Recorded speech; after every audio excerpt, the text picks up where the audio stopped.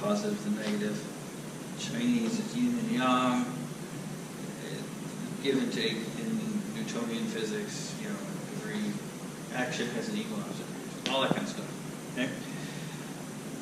The way we're going to think about this here is movement and stability. So everything that you can do, every action that you do has two phases. It has a movement phase in which it moves through a plane of motion, and then it has a resistance phase where it resists in that plane of motion. So the resistance, of course, is if I'm here like this, and we come together like that, and there's resistance there. So now I'm not physically moving, but I'm still using the muscles in that plane, right? So that's the essence of our Ataru. Okay, so the summa. So you have your three planes of motion, but these are also your three angles of resistance. Right? Now, it makes more sense in a wrestling situation, which you do get into with weapons, not as much with the lightsaber here, but with leverage and all that kind of stuff. That's why Tai Chi uses yin and yang so much, is because using those principles of give and take and opposite and movement and resistance is how you basically wrestle, you know, things through. So if I'm here and I come through like this, I've got movement there. Now most of the time, unless I completely miss my mark and just whiff it, right, I'm going to meet some resistance, right, from the very beginning. So even though we're not talking about it in Shicho, it's still there, right? We still talk about the rotation of the weights and all this, right? And Ataru is just kind of like a further explanation, a further development of that idea, right? Is using the body to move and slash create power. So to create power is our resistance, okay?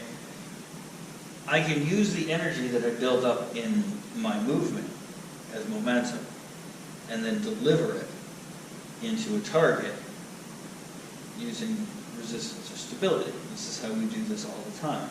A punch is completely relaxed. A really good, powerful punch is completely relaxed, except for two phases in the movement. Right at the beginning, it explodes and sends it off, and then right at the end, when boom, when it controls and then pulls it back in. Right? Everything else is just loose. Right? So, the basic angles of attack, or of movement, right, are thus. Up and down, right? There and there, right? So that's what we're doing. Now we can think about it in a few ways. We can think about it in our body, right? Making things go up, what we call the sagittal plane. Right? Or we can think about it as far as what we're doing with our saber, right? Which is basically making a wheel going up and down, right? You then, of course, have side to side, right? And then you have off to the side like this, okay. Which is called frontal, and then this is transverse. Okay. So this is this movement right here is a big power generator. Right? We use it almost all the time. But the power that we generate here isn't much any good without control, which is what we do at the end of our strike. So, whereas in Chicho we're doing follow-throughs to control that power or whatever, we can do different things in different ways in each of those three planes. Does that make sense? Yes. Okay. So, the first one, up and down, Tonsuma, right? I'm coming down, you're going to resist up, right? Right. So you're going to probably want to resist up stronger, right? Yeah. And as you're coming up, really get ready to support it because, right, I'm going to be coming down. Down is a very, very powerful angle, right? If I come down. Okay. Ensuma, which is like a cartwheel type of thing, like this, is what you're going to get a lot of times with reaching strikes, right? So when I'm reaching out, trying to get extra, extra distance in something like that, that's what you're seeing. But again, the same thing goes is that you can resist in that particular plane of motion as well. Now, it's not very efficient, right? The resistance there is very difficult. Okay? The resistance in Tonsuma is actually very easy, right? We get into that position all the time. We're here with this, and go ahead and hold on to the other side, right? Or we're like this. Go ahead, push forward, step forward. You see right here. We're using that energy to hold each other, right? Okay. Now, do the same thing, but let's turn out to the side. You see what I mean? Now, try to push in. So it's much more difficult. So if you can do it, right? But this shows you. This is two ends of the spectrum. We have a three move spectrum, right? On one end of the spectrum, we have Tonsuma, which is the up and down. Very strong in the resistance power, right? But it's sort of limited in movement because what I have to do is I have to turn, right? And the ground is always in the way of the downward strike, but also the upward strike here too. So I have to turn and I have to kind of divert that at a certain time, right?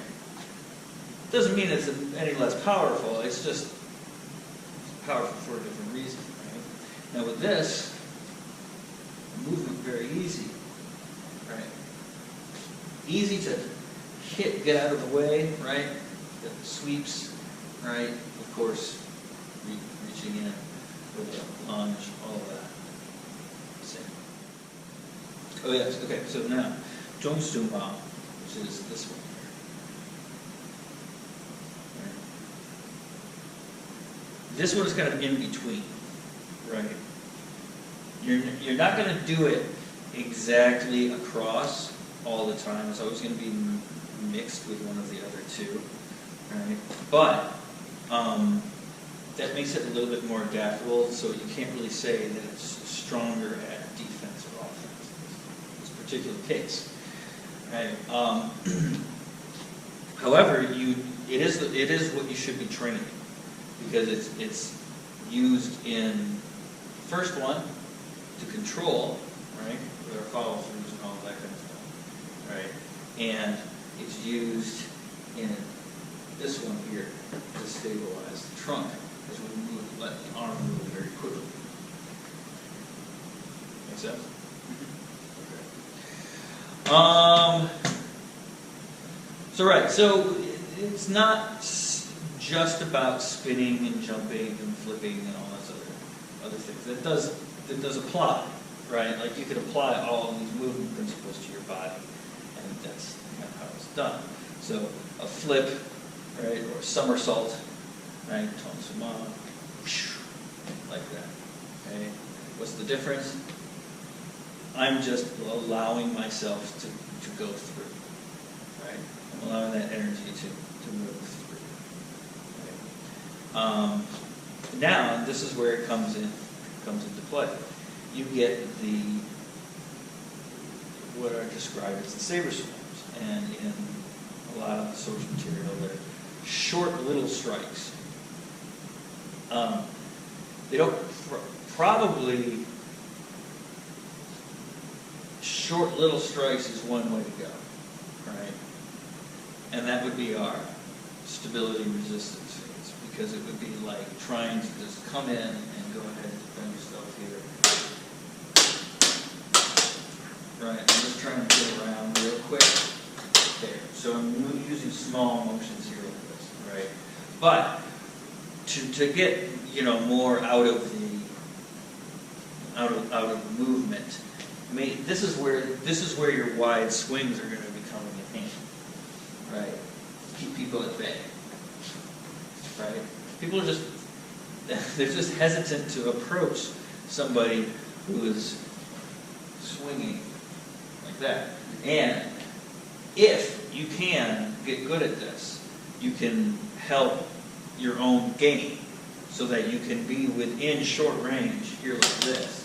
And then when they come to defend here like this, you can then move into long range and still be able to affect some sort of score. Put it that way. All right. So that's kind of how the Ataru part of everything fits into the dueling aspect of it, right? That's what the exercises train, even the dueling, even the form, right? There are jumps and there are, you know, fancy stuff, all that kind of stuff in the form. And again, that's just because you don't have the resistance. Right? A throw, like doing a butterfly kick to practice your throw. Right? The butterfly kick, if I go here like this and I have somebody on my back, it turns into a throw. I don't leave the ground. They do, just because physics works. No. Right. Yeah, I mean, it is. That's one. What I was talking about was only one part, but yeah. Ataru in general is more about. It's using both of those things, right? You're talking about the movement part, right? Where you're trying to gain power and all of that. But the power is going to be coming from the resistance aspect of it. If that makes any sense. Even if I'm cutting through something, even if this could cut through something, right? If it hits resistance, I have to be able to allow it to continue through. And for that, I must support it as it goes through. Right? That doesn't necessarily mean I'm actively moving or pushing against it. It's a difficult thing. It's a field more than a structure. So you know, it's you have to develop it.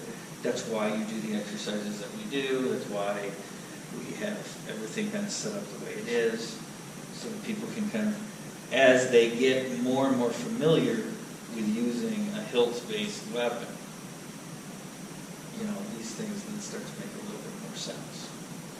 Right? We start out with just 3 easy steps, you know, and then just, you know, very simply move on and put more skills in there. Once you get all 4 of these, which are our 4 pillars, right? Our 4 pillars being Shicho, Makashi, Soreitsu, Ataru.